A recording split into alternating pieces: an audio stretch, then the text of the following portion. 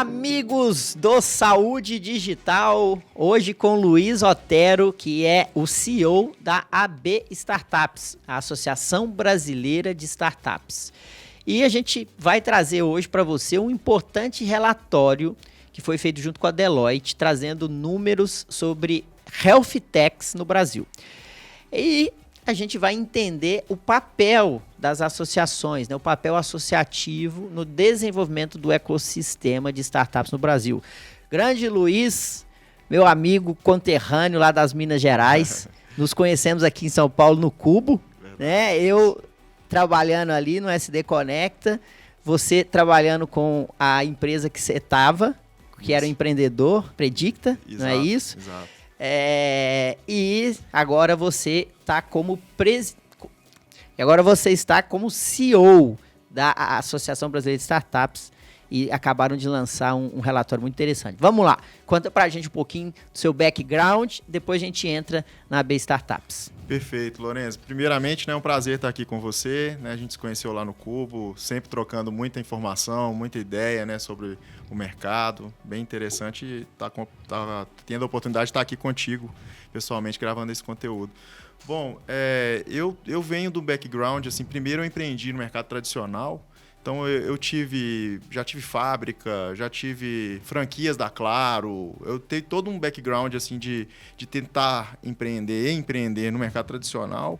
Até que uma hora eu comecei a ver que esse jeito de empreender ali não estava me satisfazendo mais, né? Não tinha espaço às vezes para criatividade, não tinha espaço às vezes para muita colaboração. Então, eu fui para os Estados Unidos, fiquei um tempo lá para refletir sobre isso, tentar entender como é que as empresas de tecnologia trabalham. Já estava começando a chegar as primeiras informações que eu tive acesso ali em 2010, 2011 sobre esse mercado de tecnologia. Então, essa minha imersão nos Estados Unidos, fiquei na Califórnia, abriu muito a minha cabeça, né? E a partir daquele momento eu conheci o Design Thinking, que estrutura o meu jeito de pensar até hoje. Tudo que eu coloco à mão tem Design Thinking. Todo problema que eu resolvo na AB Startups e nas outras empresas que eu passei, eu utilizo Design Thinking. Então, aquilo abriu muito a minha cabeça e eu entrei de cabeça para trabalhar com Design Thinking, ajudando empresas, ajudando a construir produtos digitais.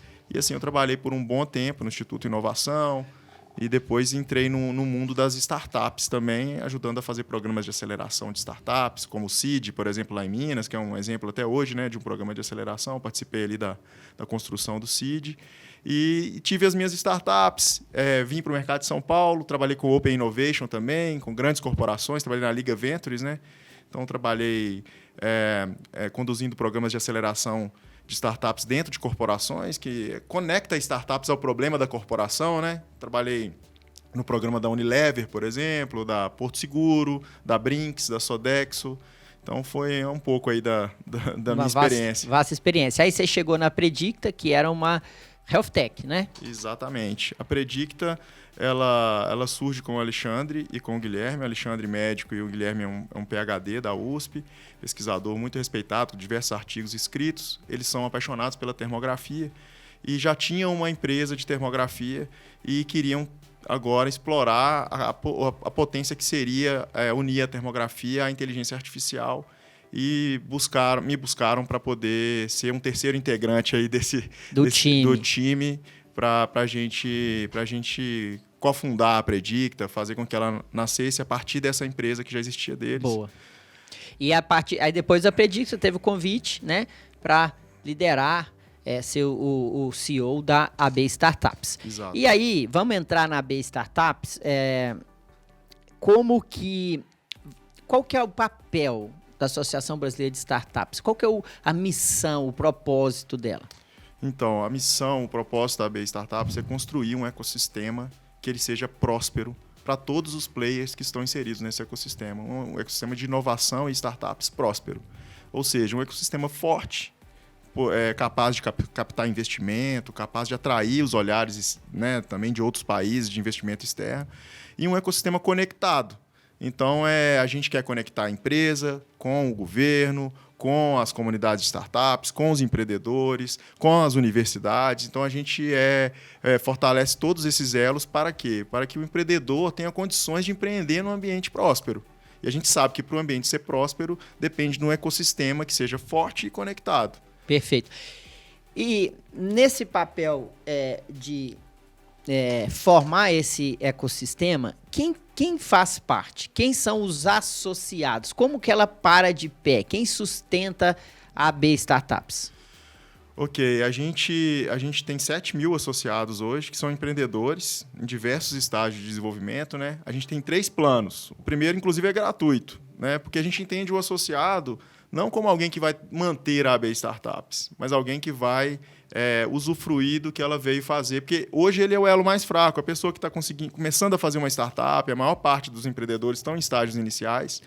Então, a gente mais ajuda o associado do que espera nos sustentar a partir dessa associação deles, que é uma associação que tem um preço bem ok, assim, bem barato. Então, tem um plano que é gratuito, um plano que chama Growth, que é para quem já está com algum crescimento, que custa em torno de R$400 a anuidade, e um plano que chama Impact, que a gente faz uma seleção trimestral das startups que vão participar, e aí a gente faz uma conexão um pouco mais profunda com essas startups e também conecta elas ao ecossistema de uma forma mais profunda.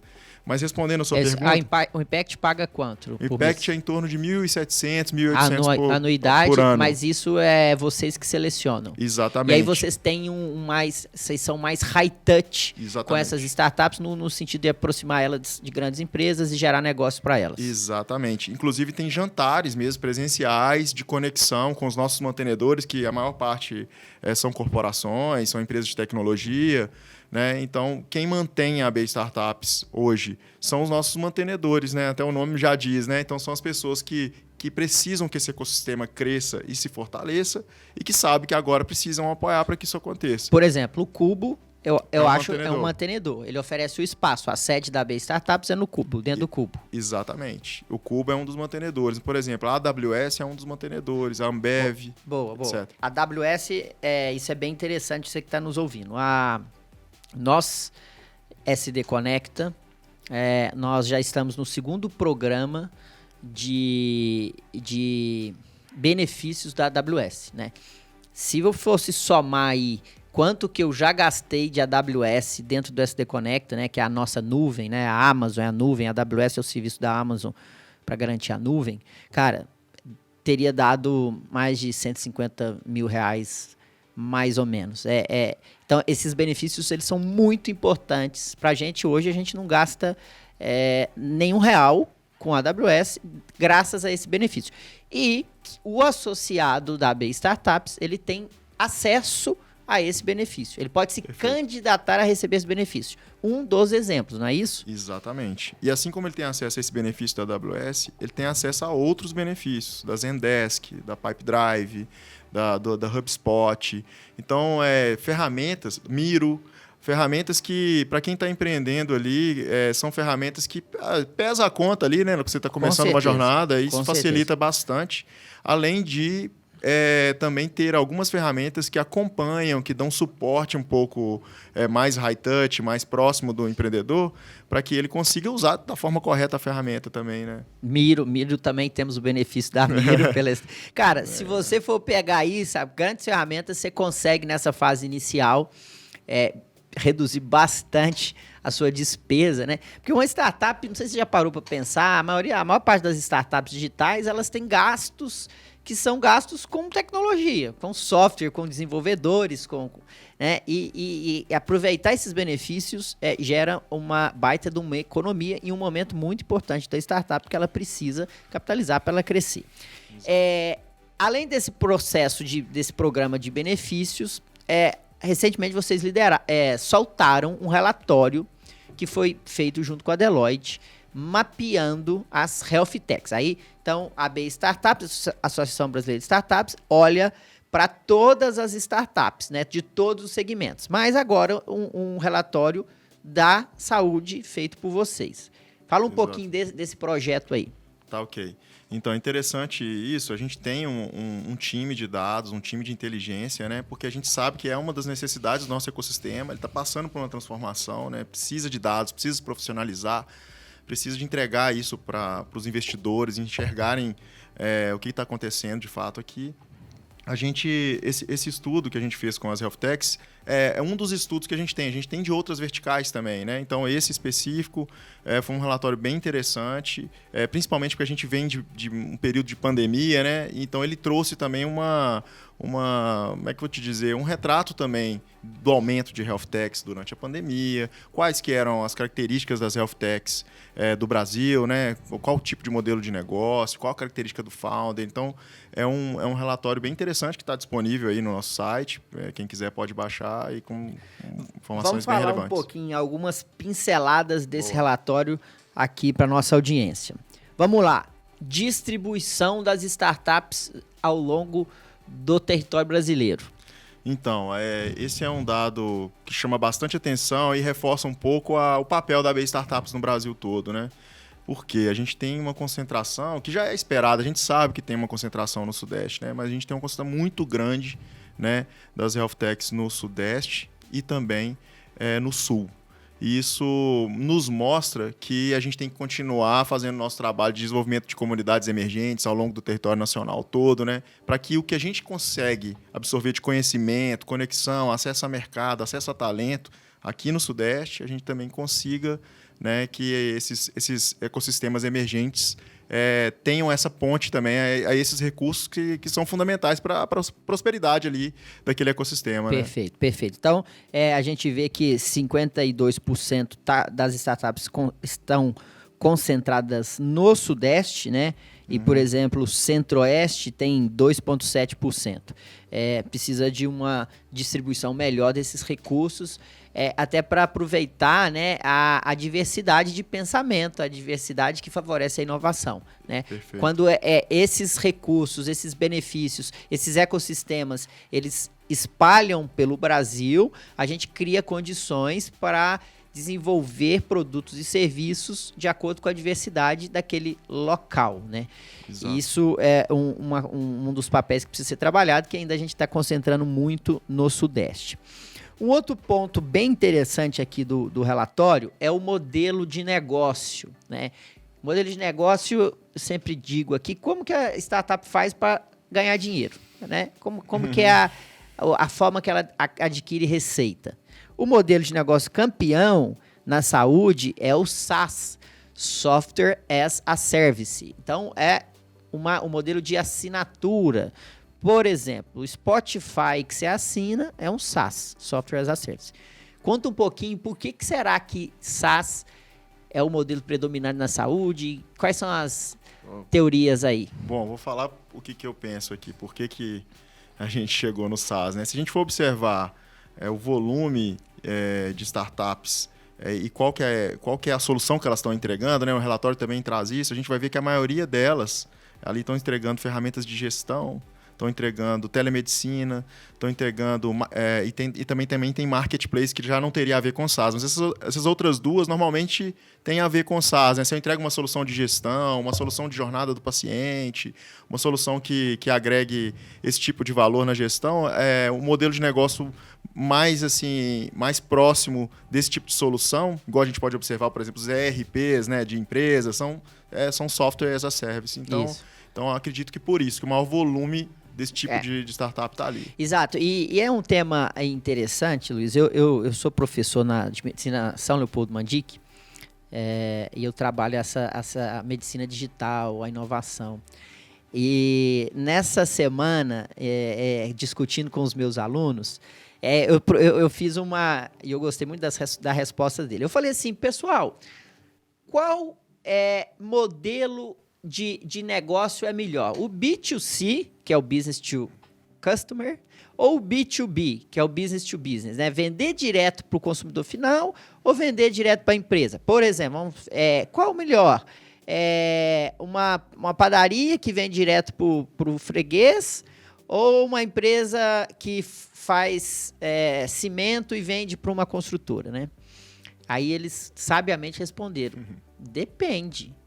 Depende, porque eu posso ter um B2C muito bom, pode ter um B2B muito bom, depende de o que você quer atacar, né? E aí eu fiz outra em cima, mas qual modelo de negócio é melhor? Uma receita recorrente como modelo de assinatura ou ou um modelo em que a pessoa compra e vai embora e depois ela tem que comprar de novo? Aí eles, modelo recorrente. Os caras estão sabendo, tudo médico, hein? Médico do 8º período. Olha que legal, porque é isso, o modelo de SaaS, ele está por trás um modelo de receita recorrente.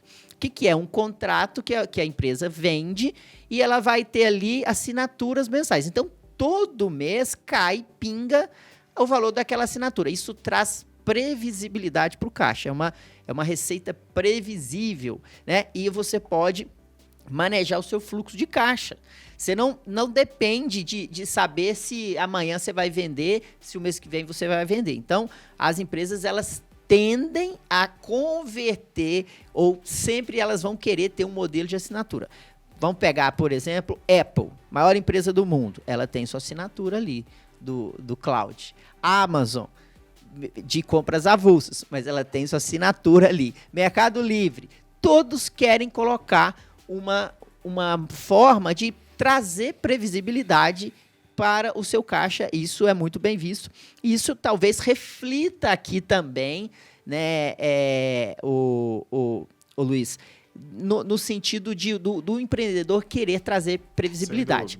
Agora, um outro lance que a gente precisa olhar para a saúde é B2B ou B2C? O que a gente descobriu aí nesse relatório?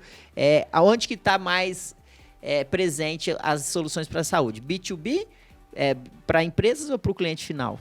Então, a gente viu no relatório que o principal modelo é o B2B2C, né? Que é aquele modelo que mistura um pouco os dois, mas com a startup sempre em contato com uma empresa. Então, a startup faz negócio com a empresa e essa empresa fornece aquela solução para um cliente final. Esse foi o modelo que mais apareceu.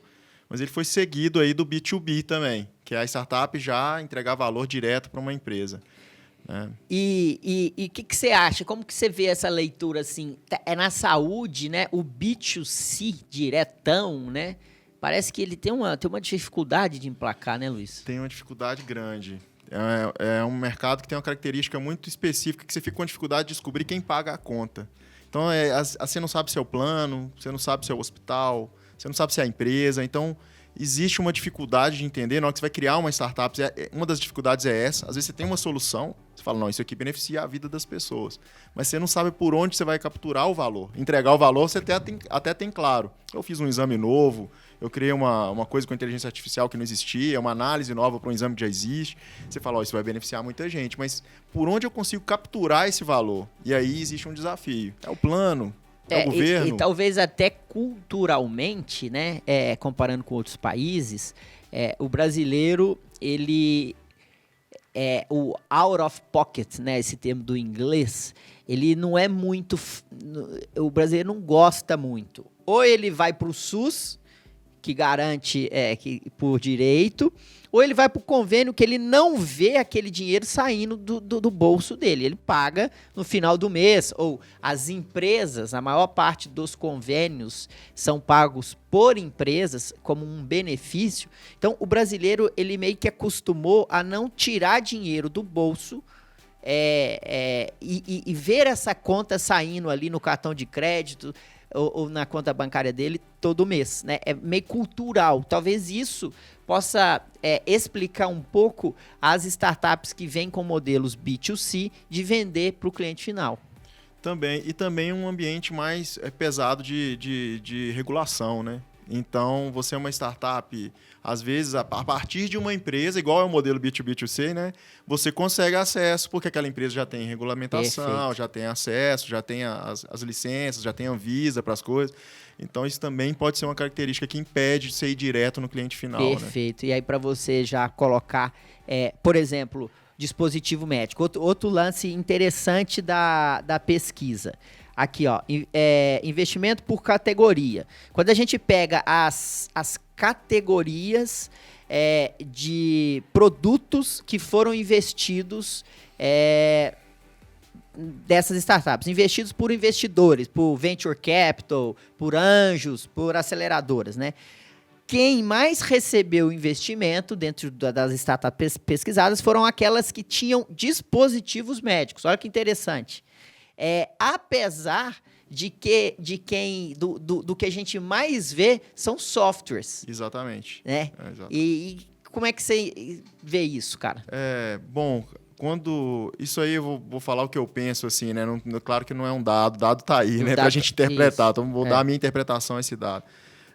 A gente vê o dispositivo médico, a gente vê essas novas tecnologias surgindo a partir de dispositivos médicos e a gente consegue perceber que aquilo vai revolucionar muito o mercado.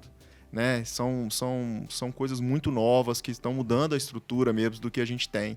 Só que também precisam de investimentos grandes para que aquilo aconteça. Né? Então eu vejo que assim,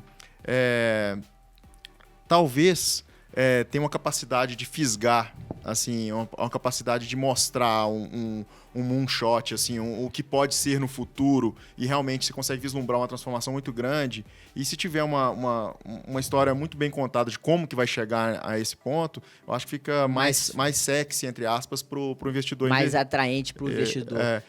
Colocar o dinheiro. Não, faz todo sentido, né? Então, o empreendedor que ele está trabalhando com um dispositivo médico, né?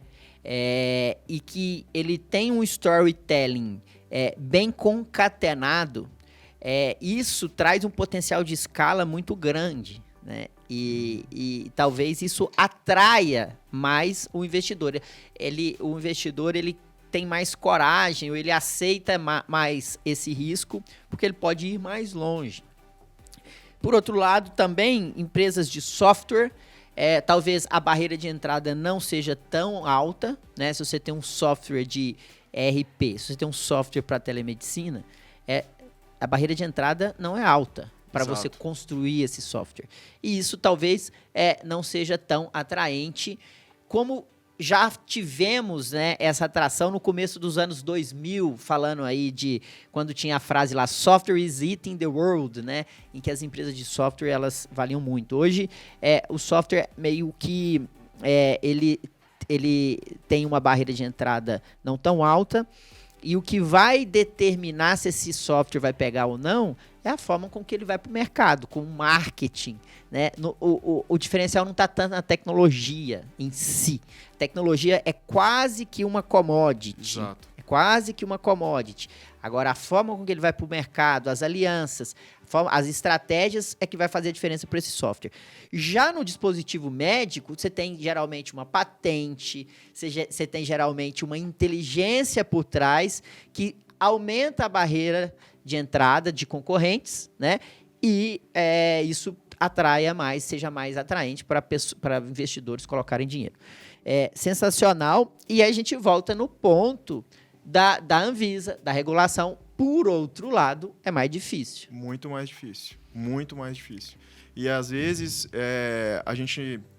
investidores que já investem em outros mercados, a gente olha para o mercado da saúde e fala, cara, aqui tem muita coisa para acontecer ainda. Poxa, aqui né, tem tanta oportunidade de inovação, né, mas a gente não coloca na conta muitas vezes que a jornada é diferente. Principalmente, por exemplo, no dispositivo médico. A gente está falando de uma jornada de software, de uma jornada de hardware. E a gente está falando de Anvisa para tudo isso. Então, você tem que ter uma fábrica de software pela Anvisa, você tem que ter não sei se é a Anvisa que regula isso, mas você tem que ter uma licença de fábrica de software médico, você tem que ter o seu equipamento também ok, para você começar a fazer as primeiras vendas, né? Então, tudo é mais difícil. A jornada do hardware também já é mais difícil, mesmo no mercado tradicional. Aí, quando você coloca a saúde no meio, então é bem mais difícil e mais caro. E mais caro também. E hoje, assim, como que você que tem contato com os empreendedores, aonde que você acha que qual tipo de mão de obra você acha que mais falta? Assim, qual skill, qual habilidade está mais carente no mercado das startups? Vou mudar a pergunta. As startups, o que elas precisam de ter como habilidade para que elas terem sucesso? Bom, vamos lá. É até fácil de responder. A gente sabe que tecnologia está faltando muito, mas vamos relembrar aqui os pilares de uma startup de sucesso, né? Massa. O cara tem que investir em produto. Isso significa que ele vai precisar de talentos em tecnologia e design. E design não é só fazer bonitinho, é fazer uma experiência relevante para o usuário.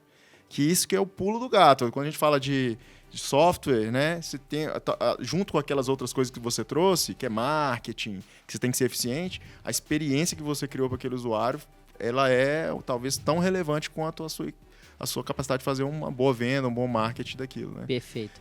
Cara, eu, enquanto médico e agora como um empreendedor digital, cara, eu vou falar para você que está nos ouvindo, nos assistindo, cara, é muito difícil desenvolver um produto digital, cara. É muito difícil. É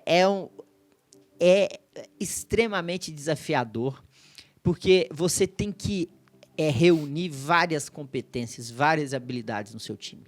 E você tem que... esse time ele tem que funcionar como uma orquestra. E as pessoas, elas precisam estar motivadas, com brilho nos olhos. Exato. E essas pessoas que funcionam como orquestras têm habilidades ímpares. E além delas terem brilho nos olhos, a gente não dá conta de pagar muito para elas. Porque a gente não tem caixa. Então, cara, é um desafio, assim, mas para mim, no meu modelo, é sensacional, assim.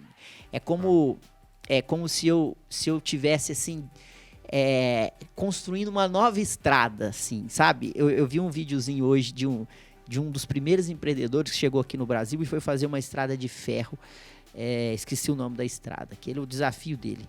E aí eu pensei assim, cara, o empreendedor digital é como se ele estivesse construindo uma estrada no meio de uma selva, cara. Porque as dificuldades são enormes, mas também é muito desafiador. E esse desafio, talvez, é o que nos move. É o que nos faz a juntar essa orquestra, a achar essas pessoas que têm habilidades específicas e que elas precisam estar em sintonia fina e que tem brilho nos olhos e ao mesmo tempo a gente não consegue pagar muito. Como que você vê isso, cara? Bom, então, um dos outros pilares, falei o pilar produto e já rendeu esse assunto todo, né? Um dos pilares que o empreendedor de startup tem que preocupar, o outro é time, gente, cultura, ser competitivo, né? Talvez com equity, talvez você atraia talento, ser criativo também, mas é um dos pilares sem dúvida que você tem que preocupar. O outro é marketing e vendas. Você tem que saber vender, saber se posicionar no mercado, saber mostrar quem você é, né? Saber comunicar. E um quarto que é muito ignorado, cara, é o funding. O funding não é uma atividade pontual, a busca por recurso financeiro. Ele é uma atividade que tem que acontecer todo dia na startup. Igual acontece as outras. Só que a gente, quando vai empreender, a gente está tão atarefado com as outras, opa, o dinheiro vai acabar, deixa eu fazer funding. Aí não dá mais tempo, entendeu? Então, esses 4 pilares eu vejo como os principais aí do empreendedor ter sucesso. Concordo plenamente. E aí, um pouco assim do papel do CEO. Eu vejo muito que quando você começa a estruturar um time, você tem que ter algumas competências como saber delegar e escolher as pessoas que você vai delegar. O outro é cuidar da cultura dessas pessoas, que é o chamado brilho nos olhos que eu falei. E o terceiro, tão importante quanto e que merece esforço diário, é o funding. Você tem que estar de olho, um olho no gato e um olho no peixe. É um olho no caixa, um olho na despesa e um olho onde que a gente vai trazer mais recursos. E, cara, um ponto que eu quero discutir com você, a sua opinião, o cara que trabalha, que desenvolve essa habilidade de empreendedor no mundo digital, na minha opinião, esse cara, ele compete com muita força se ele precisar voltar para o mercado de trabalho. Eu acho que o empreendedor digital, ele consegue adquirir novas habilidades dessa nova economia que fazem o mercado tradicional ou as grandes corporações olharem para esse profissional com muita atenção. Exato. Caso o seu negócio não dê certo. Como que você vê isso? Você que já passou por vários lugares. Cara, o que eu vejo, né? Assim, a pessoa que é um empreendedor, que ele desenvolveu essas competências, ele é também a pessoa que talvez consiga, dentro de uma empresa, fazer a transformação que aquela empresa precisa. A gente está num período que todas as empresas estão passando por transformações, né? A gente vê um amadurecimento da inovação dentro das corporações. Antigamente a gente via coisas isoladas, tal empresa faz um programa de aceleração, a outra faz um programa de intraempreendedorismo. Hoje você entra nas empresas, elas têm tudo isso, todas elas. Então, assim, esses empreendedores infiltrados ali na corporação, eles são os agentes da transformação. Porque eles sabem lidar com um ambiente de escassez, sabem lidar com um ambiente em que eles são desafiados, sabem aprender e desaprender rápido, porque não é só aprender, né? Você tem que aprender a desaprender também, né? E aprender novas competências. A gente está numa transformação, uma velocidade muito grande. Então, por isso que eles são disputados. Eles não são disputados só por empresas, mas também pelos fundos que querem investir em empreendedores que já são experientes para fazer a segunda startup, a terceira. Então, eles realmente viram uma peça disputada no mercado aí por todas as partes, sabe? Então, você que está nos ouvindo, nos assistindo, pode vir para a piscina, que a piscina está quentinha. Pode empreender que a piscina está quentinha. Bem assim, né? Você pula na piscina. Agora, na hora que pula... Na hora que pula, você vai ver. Mas muito bom, Luiz. Cara, obrigado pelo seu tempo aqui. Parabéns pelo trabalho, pela sua jornada da sua carreira, empreendedor. E agora, numa missão associativa que eu super acredito. Acho que precisamos olhar com muito carinho para as associações.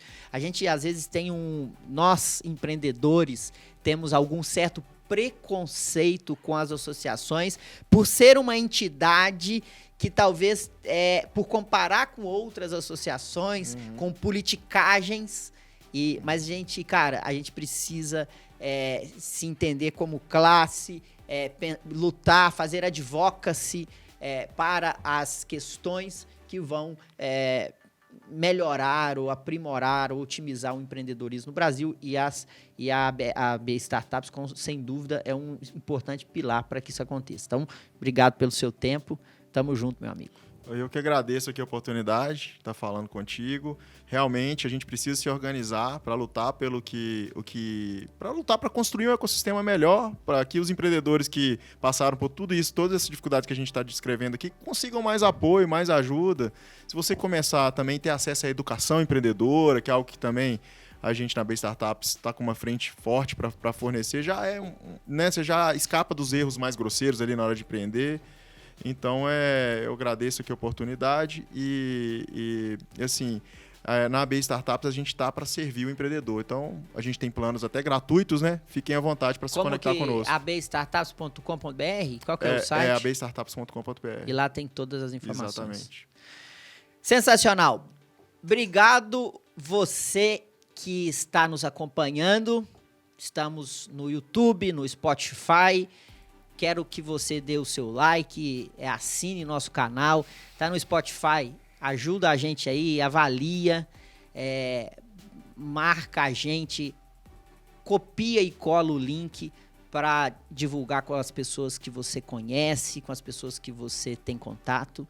Porque assim, você ajuda a gente a melhorar cada dia mais o nosso podcast. Obrigado pela sua audiência e até a próxima.